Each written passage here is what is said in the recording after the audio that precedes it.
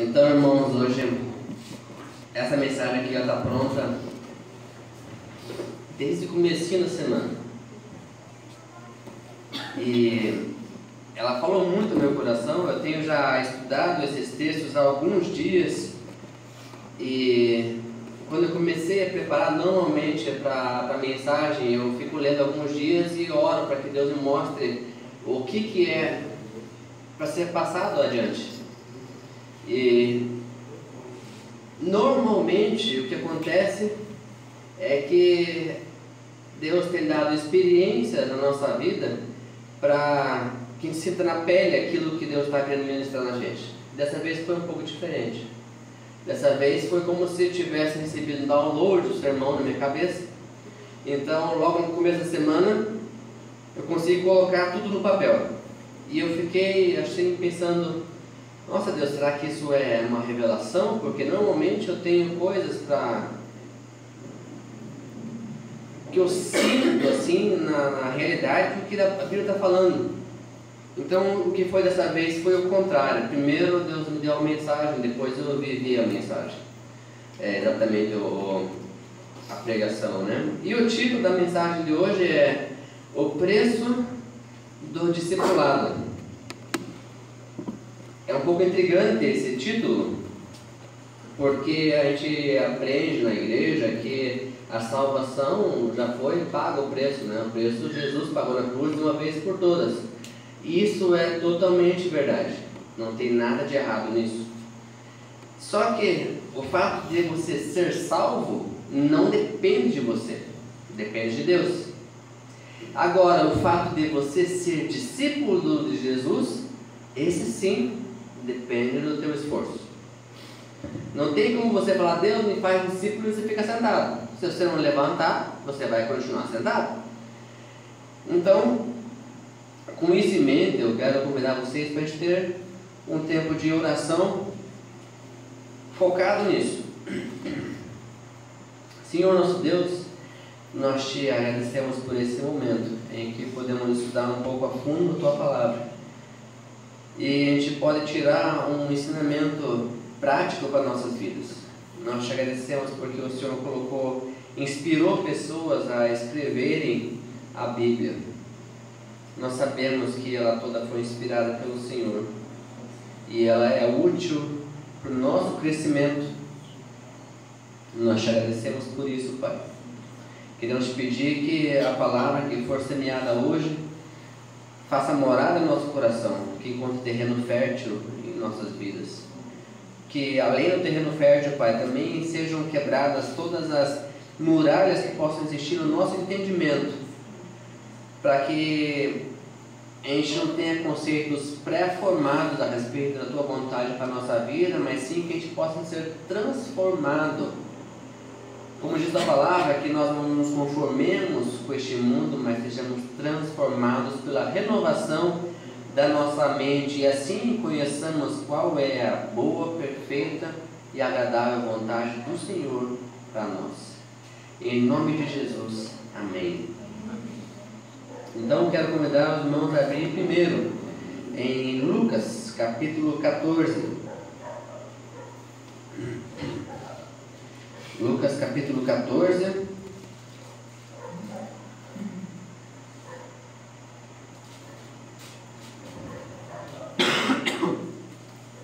do versículo 25 ao versículo 33.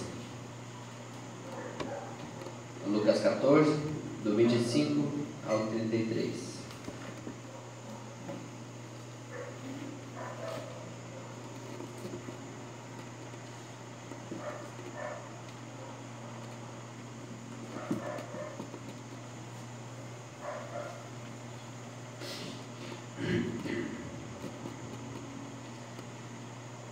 Diz aqui na minha Bíblia: o serviço de Cristo exige abnegação. Grandes multidões o acompanhavam, e ele, voltando-se, lhes disse: se alguém vem a mim e não aborrece seu pai, e mãe, e mulher, e filhos, e irmãos e irmãs, e ainda sua própria vida, não pode ser meu discípulo.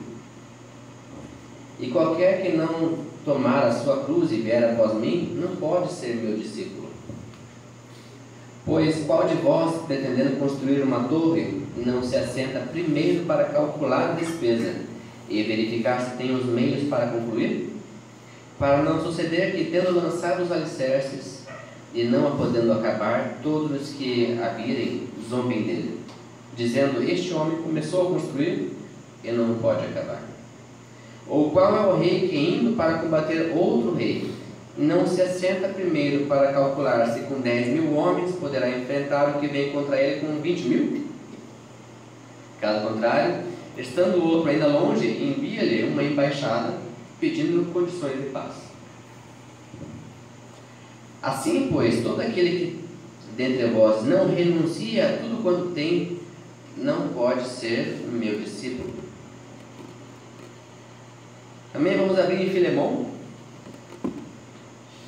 Filemão, capítulo 1.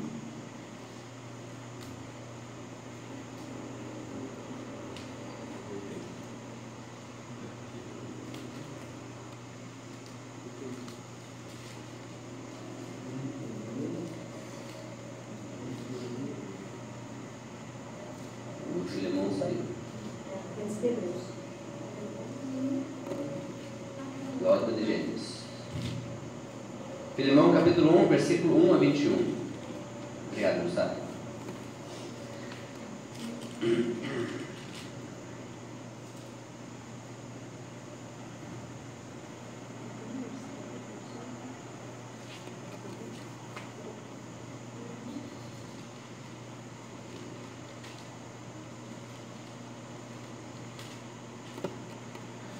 Paulo, prisioneiro de Cristo Jesus, e o irmão Timóteo, ao amado Filemão, também nosso colaborador, e a irmã Áfia, e Arquipo, nosso companheiro de lutas, e a igreja que está em sua casa, graça e paz a vós outros, da parte de Deus, nosso Pai, e do Senhor Jesus Cristo.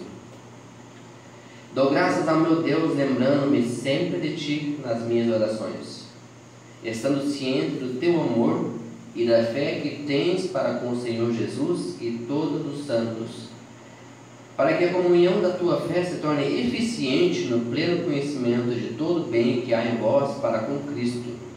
Pois, irmão, tive grande alegria e conforto no teu amor, porquanto o coração dos santos tem sido reanimado por teu intermédio. Presta atenção, lemos no tema, né?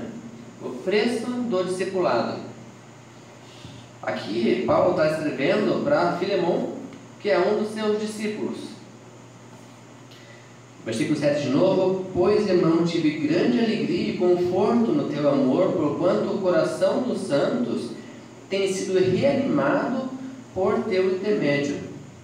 Pois bem, ainda que eu sinta plena liberdade em Cristo para te ordenar o que convém, prefiro todavia solicitar em nome do amor, sendo que sou Paulo, o velho, e agora até prisioneiro de Cristo Jesus. Então ele pode mandar, mas ele fala: olha, mas eu vou pedir com muito amor. Sim, solicito-te em favor do meu filho Onésimo, que gerei entre algemas. Alguém sabe quem foi Onésimo? Já vamos descobrir. Ele antes te foi inútil. Então Onésimo conhece Filemão.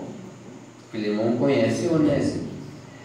Antes te foi inútil, porém, atualmente, porém, é útil a ti e a mim. Eu te envio de volta em pessoa, quero dizer, o meu próprio coração. Eu queria conservá-lo comigo mesmo, para em teu lugar me servir nas algemas que carrego por causa do Evangelho. Nada, porém, quis fazer sem o teu consentimento, para que a tua bondade não venha a ser como que por obrigação, mas de livre vontade.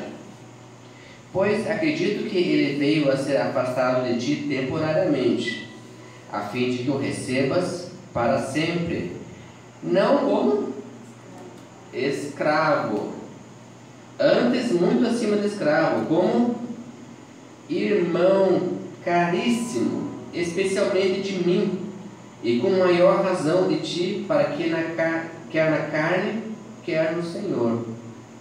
Se, portanto, me consideras companheiro, recebe-o como se fosse a mim mesmo.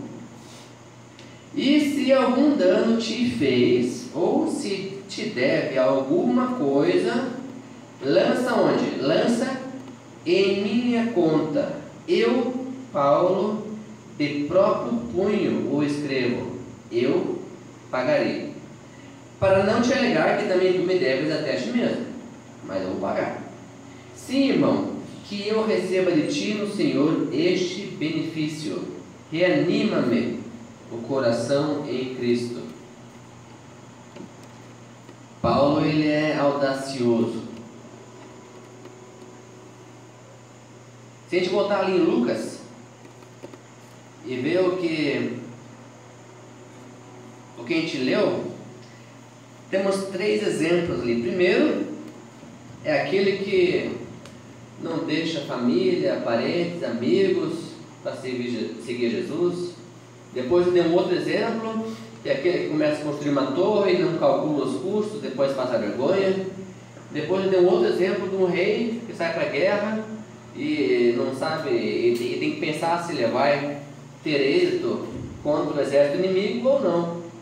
E se ele vê que não vai ter êxito, o que ele faz? Ele pede a paz. Sabe como que era feito esse negócio de pedir a paz? Era levado uma comitiva cheia de presentes para comprar a paz. Para comprar a paz. Se a gente for ver o Antigo Testamento, a gente vai ver isso várias vezes.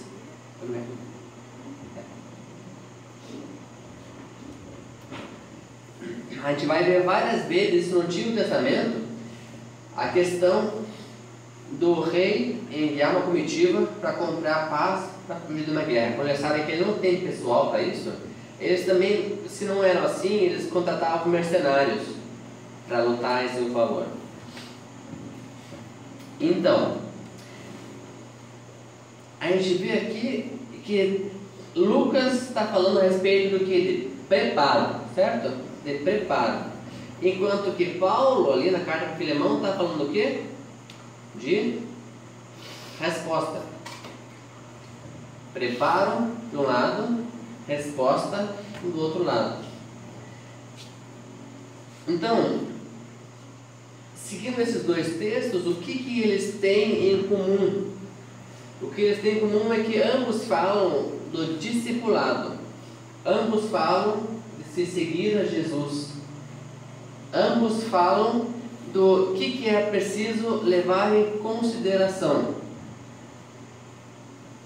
Nós tivemos esse ano recepção de novos membros, estão lembrados? Quem foi recebido como novo membro daqui hoje? Olha só, aí tem mais uma na salinha lá. Então nós estamos aqui em 1, 2, 3, 4, 5. Mais 2, 1, 2, 3, 4, 5, 6. 6? 1, 2, 3, 4, 5. 6 pacientes, é isso. E a gente fez um curso bem rapidinho, de 2 dias, 2 noites na verdade, a respeito do que acarreta ser metodista. Vocês lembram desse curso? Então, prova oral. E no final do curso foi feita uma pergunta para vocês. Se vocês entenderam quais são as regras, a história metodista e as regras metodistas, e se vocês mesmo assim querem se tornar membros da Igreja Metodista com seus direitos e com seus deveres. E a resposta de todos vocês foi positiva. Quando há 1 mês e meio atrás eu convoquei vocês para o concílio, vocês tiveram o primeiro dever de vocês tendo que ser executado. Às vezes não é legal acordar cedo de manhã, mas vocês estiveram lá, na grande maioria. E estiveram no concílio. Vocês estavam avisados do que isso deveria acontecer? Estavam.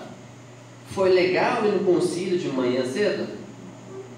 Tinha coisa melhor para fazer às vezes? Assim tinha, mas é importante para a igreja o concílio? É importante para a igreja, mais direitos e deveres. Isso eu usei só para ilustrar o que está acontecendo aqui. Quando Jesus está falando aqui, né, Lucas está relatando, ele está falando que aquele que, vamos ver lá, Lucas 14, 25, diz assim: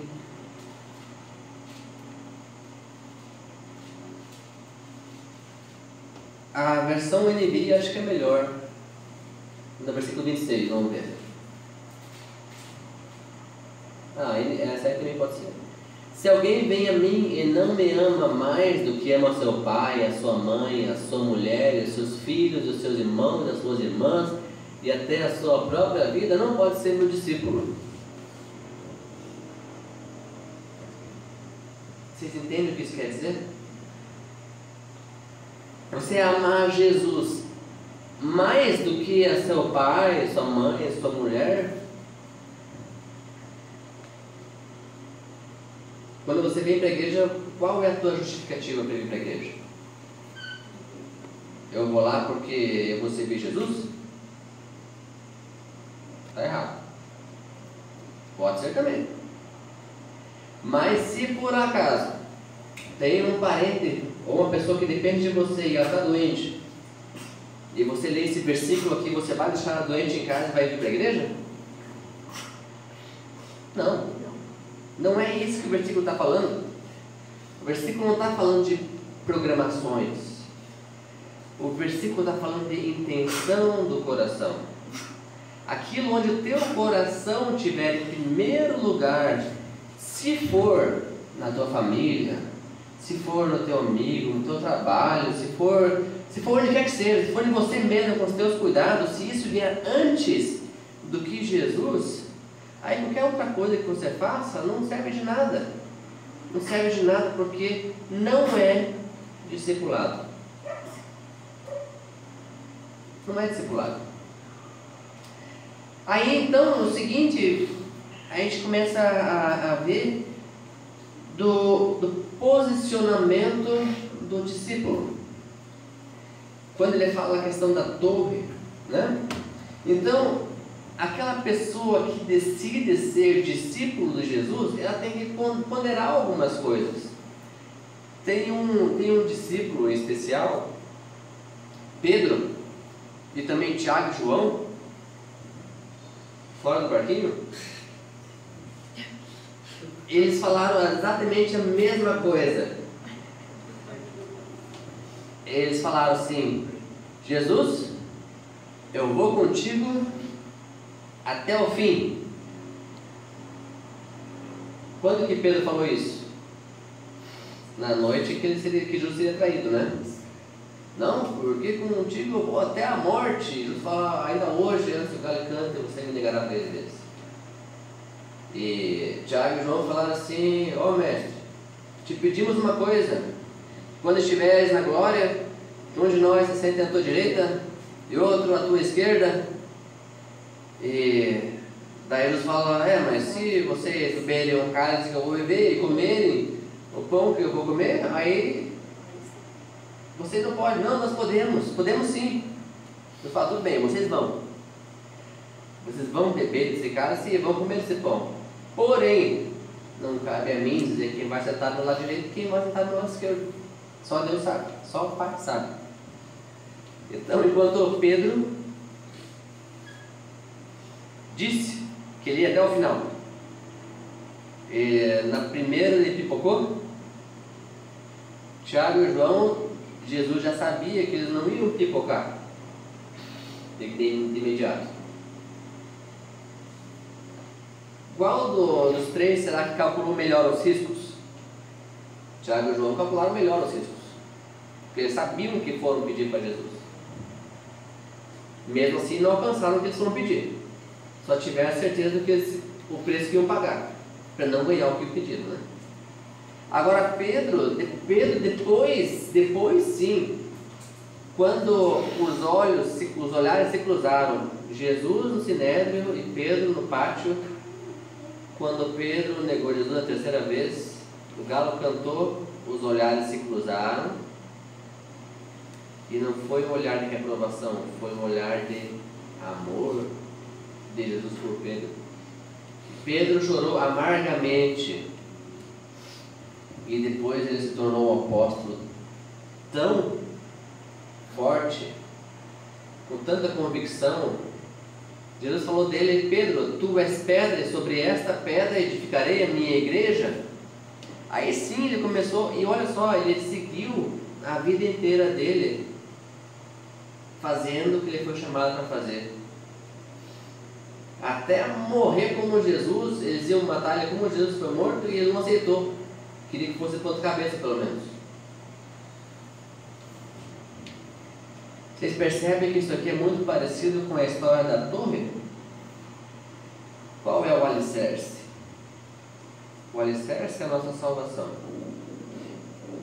Só que a salvação é um presente que Deus nos dá, que não depende da gente em nada. Agora, depois, tudo que é construído em cima do alicerce, quem coloca somos nós. A Bíblia fala também sobre os frutos, né? Que vão ser provados, as obras de feno, de barro, de ferro, de pedras preciosas e de metais preciosos. Cada coisa que você faz é um tijolo. Eu fiquei lá no Facebook o dia inteiro, pois lá, um de tijolo de pólvora, porque vai pegar fogo tão rápido, não se viu de nada. Agora o outro tijolo lá, não, eu investi em oração, eu ganhei uma alma para Cristo, e o tijolo é de diamante. Aí depois, quando vier o fogo, vai queimar tudo aquilo ali. Quais tijolos vão permanecer?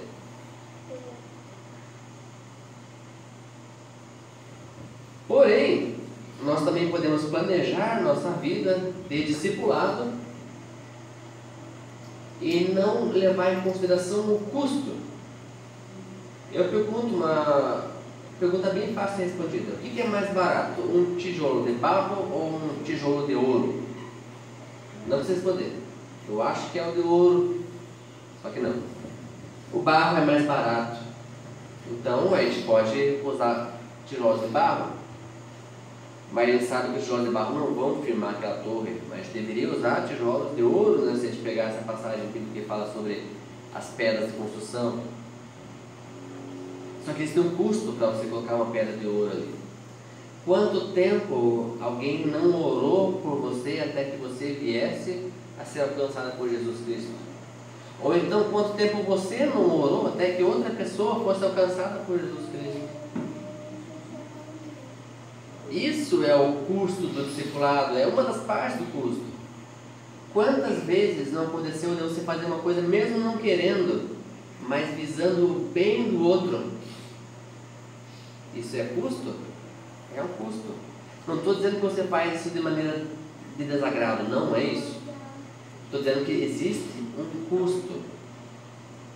Uma coisa que todos na face da terra têm exatamente igual é o tempo.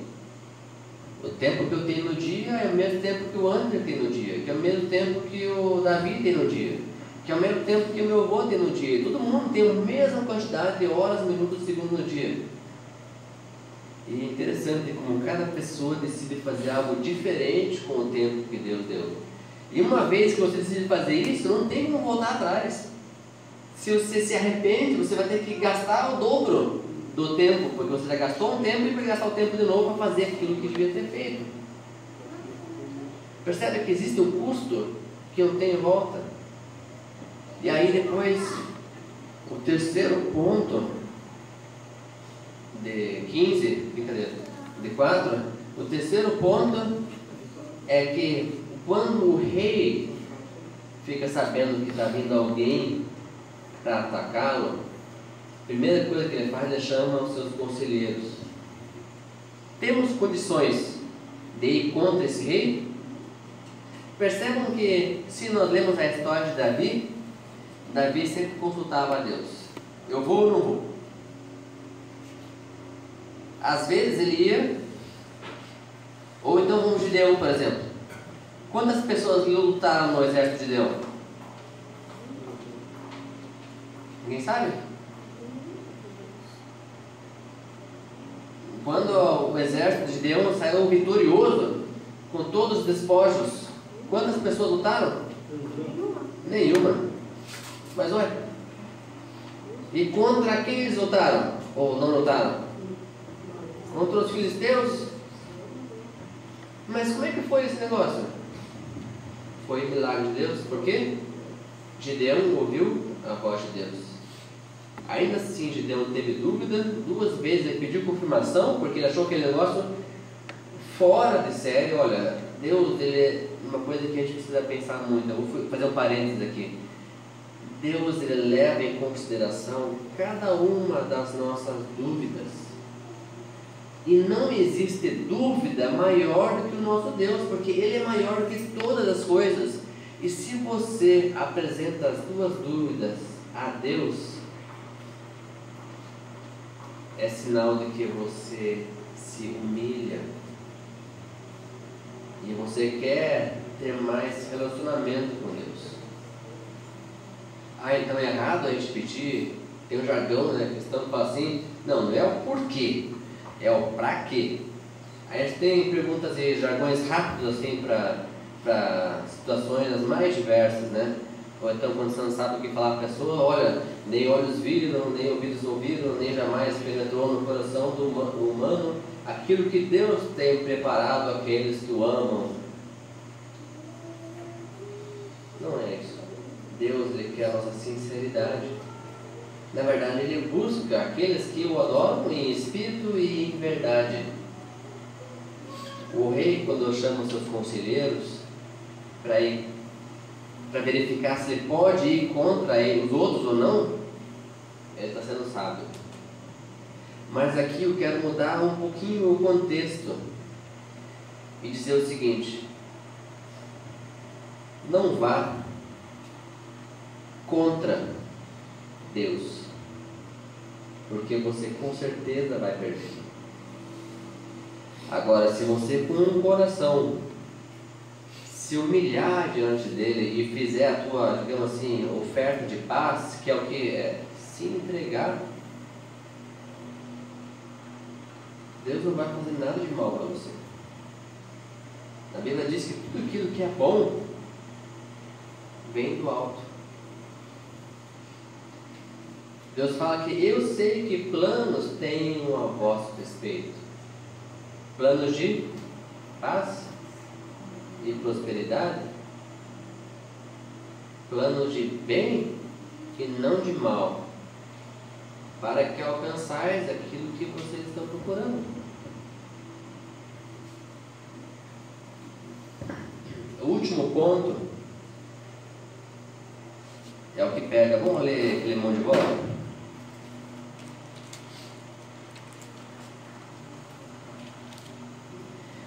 Onésimo, ele fugiu de Filemão. Ele era escravo de Filemão. E provavelmente em uma das prisões domiciliares que Paulo teve, que por ele ser cidadão romano, ele foi preso várias vezes, né? Mas só mais no final da vida que ele ficou em cárcere, em prisões, né? A maior parte das prisões dele foi prisão domiciliar, porque ele podia receber visita o tempo todo, mas sempre tinha um guarda na porta e ele não podia sair, mas pessoas podiam vir a ele. Filemão era uma das pessoas que tinha sido ganha por Paulo para Jesus, e era um dos discípulos, porque ele aplicava aquilo que Paulo ensinou, ele aplicava. Tanto é que ele diz ali, vamos ver lá o versículo 7: pois, irmão, tive grande alegria e conforto no teu amor, porquanto o coração dos santos tem sido reanimado por teu intermédio.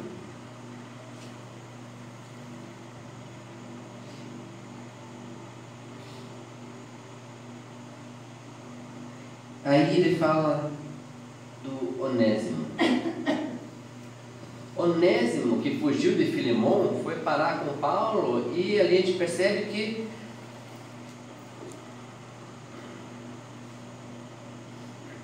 versículo 9 diz assim: prefiro todavia solicitar em nome do amor, sendo o que sou, Paulo, o velho, e agora até prisioneiro de Cristo Jesus, sim, solicito-te em favor de meu filho Onésimo, que gerei entre algemas. Isso aqui que significa que foi legal? Foi fácil? Foi uma coisa que, tira de letra.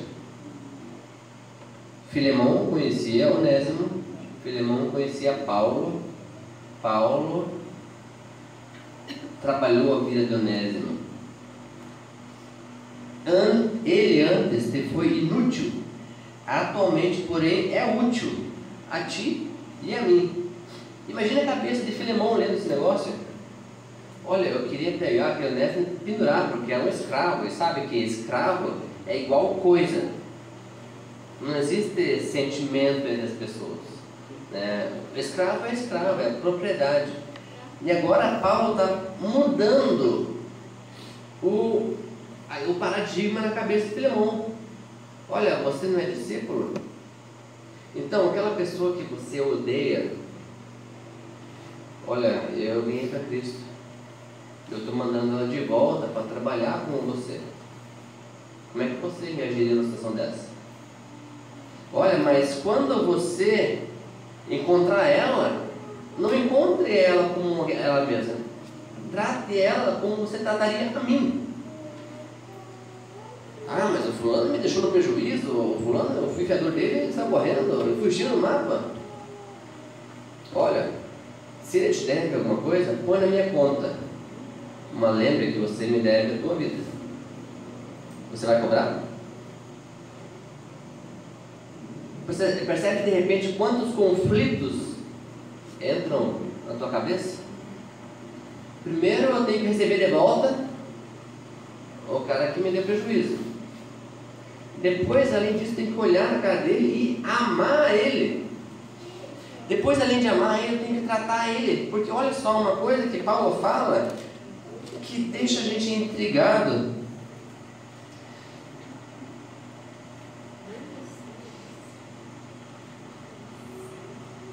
Versículo 21 diz assim: certo como estou da tua obediência, eu te escrevo, sabendo que farás mais do que estou te pedindo. Não é para acabar. O cara não roubou. Eu vou ter que dar a melhor cama da casa para ele. O Paulo gostava de tomar groselha, com não sei o que lá. Eu vou lá comprar groselha e vou ter que arranjar uma outra coisa que o Onésimo não goste, mais ainda para... É difícil, não é? Mas é o preço do discipulado. Se Paulo pediu isso para Filemão, ele sabia que estou certo da tua obediência. Eu acho que Paulo sabia que tipo de tijolo Filemão usou na torre dele. Alguns tijolos são difíceis de se tirar. Tenta tirar um tijolo de diamante da rocha para saber quanto você vai ter que cavar para conseguir fazer aquele tijolo. É um tijolo precioso, não tem fogo que vai destruir aquele tijolo, mas que depois ele vai trazer o retorno, vai. Para terminar, qual é o nosso compromisso com o discipulado? Sabe, discipulado é uma palavra que às vezes se torna jargão, sabe? E nós não somos discípulos de fulano de Beltrano, nós somos discípulos de Jesus. Nós queremos seguir os passos de Jesus. Nenhum de nós aqui é melhor do que qualquer outro. Lembra do que o pastor Paulo Quinlato falou no dia do Lord Riders? Todos nós somos peças fundamentais, importantíssimas. Aquele colega dele que pegou lá no posto da moto, a moto caiu, moto laranjada, ali, ninja laranja, ele falou, uma coisa assim. De repente, na outra vez, o cara entendeu ali, 4 foram salvos. E se esses 4 motoqueiros, sei lá, digamos, 4 pessoas, forem salvas pelo posicionamento que você tomou diante do discipulado, você quer ser como Cristo era? Não é fácil. E Jesus avisou, olha, no mundo tereis tribulações, mas eu venci o mundo. Nós temos aquele que é maior do que qualquer um de nossos problemas. Como é difícil quando nós somos confrontados com a nossa natureza narcisista. Sabe uma coisa que é muito complicada quando a gente ouve aquela história assim: olha, você tem que amar o outro como a ti mesmo. Então não adianta você pagar o corte de cabelo do outro se você não vai no salão toda semana e faz chapinha, luz, assim, gasta R$300 no salão. Se você não faz isso, não paga o corte de cabelo do outro. Você primeiro tem que cuidar de você mesmo. Tem alguns lugares que falam assim: olha, não adianta você ajudar outra pessoa lá a ter um carro se você não tiver um carro para poder trocar de carro todo ano. Isso parece um pouco egoísta, né? Talvez ninguém fale isso, mas talvez pessoas pensem isso. Porque se eu já compartilhamos isso uma vez, que Deus nos agraciou com muitos presentes. Muitos presentes. Nenhum deles merecido. Nenhum deles merecido. O que isso leva a atitude é de querer fazer o máximo que tiver ao nosso alcance para os outros. E é interessante que às vezes a gente não consegue, porque a gente não pensa como todo mundo. Agora, quando o corpo está unido, uma vez alguém falou: Fischer, você não sabe fazer uma coisa? Ah, sei. Pode fazer? Posso. Nunca passou na minha cabeça fazer aquele tipo de coisa, mas eu sabia fazer. E daí, fiz, e foi legal. Outra vez, qualquer semana depois, eu garanto que com vocês também é a mesma coisa. Olha, você não pode fazer tal coisa? Ah, posso? Só que nunca passou pela tua cabeça fazer aquilo. Mas você faz por quê? Porque você tem no teu coração algo que te motiva a fazer. Custa, não custa? Custa. Mas não é um pesar. Não é um pesar. Algumas perguntas para a gente pensar agora, para a gente levar para casa. O que nós faremos com o que nós ouvimos hoje? Queremos ser daqueles que se importam apenas consigo mesmo, a quem basta ter alcançado a salvação, mas que importar-se com os outros é muito sacrifício? É muito sacrifício. No grupo pequeno da casa do Mário, quando foi lá a última vez, a gente começou a conversar sobre o que nos faz vir nessa igreja. E a resposta foi quase unânime. Aqui nós sentimos família. Quem você queria trazer para a tua família? Não é para ir lá colocar na grande do povo: olha, venha fazer parte da nossa família, todos os domingos, 6h30 da tarde. Receba o nosso abraço. Não. É aquela pessoa que ela vai vir, vai ter o dia que ela vai estar azeda. E você vai estar lá do mesmo jeito. Tem aquele dia que ela vai estar super empolgada e você triste. E ela vai te animar. Tem dia que os dois vão estar azedos. Vou perguntar: o que eu vim fazer aqui hoje? Percebam que família não é só em tempos bons. Família é sempre. Queremos ser daqueles que se manifestam da boca para fora? Começam bem, mas quando a coisa fica difícil, de repente desistem do projeto de vida? Qual é o teu projeto de discipulado? Onde você quer chegar? Você calculou bem os custos?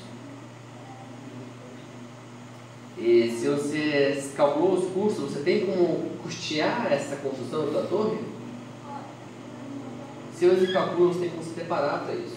Deus, Ele quer ter comunhão com você para te ensinar, para fazer você crescer, para você ser maduro. E quanto mais maduro na fé você for, mais forte é o tijolo que você vai colocar na tua parede. Queremos ser daqueles que vão com tudo, baseado na força própria, esquecendo que é Deus quem equipa, quem prepara, quem fortalece e quem guia, o discipulado você não faz por conta própria. Se você não percebe que é Deus quem te capacita, que é Deus quem cuida, é Deus quem guia. E por último, você quer ser daquele que defende os seus direitos? Imagine que Filemão podia dizer: não, o cara está me devendo, eu não vou receber ele, a não ser que ele me pague tudo.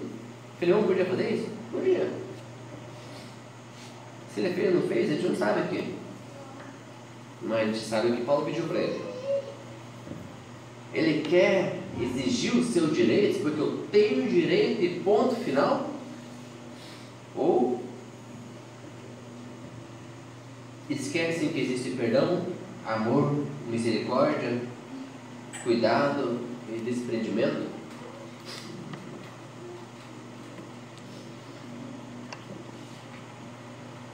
Sabe, eu particularmente não gosto de mensagens que me fazem mudar, porque isso é muito custoso. Não sei se você gosta, mas se essa mensagem que a gente ouviu hoje, que a gente compartilhou, mexeu alguma coisa com você, lembre-se que você só precisa ter a iniciativa, porque é Deus quem opera em nós, tanto o querer quanto o realizar. Nós vimos 4 situações aqui hoje. Se uma delas você se identifica, coloque essa situação diante de Deus. Nesse momento que a gente vai estar orando agora, coloque isso especificamente diante de Deus. Ele conhece o teu coração. Ele sabe o que você está pensando e onde você quer chegar. Vamos ficar de pé?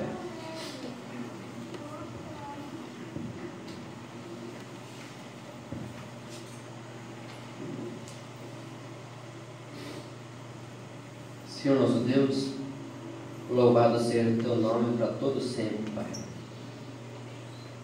Obrigado porque o Senhor nos mostra o caminho a seguir e o Senhor nos chama a ser discípulos, Deus. Obrigado que o Senhor nos mostra que existe o caminho largo, o caminho estreito, coloca os prós e contras de cada um deles e nos incentiva a seguir pelo caminho estreito.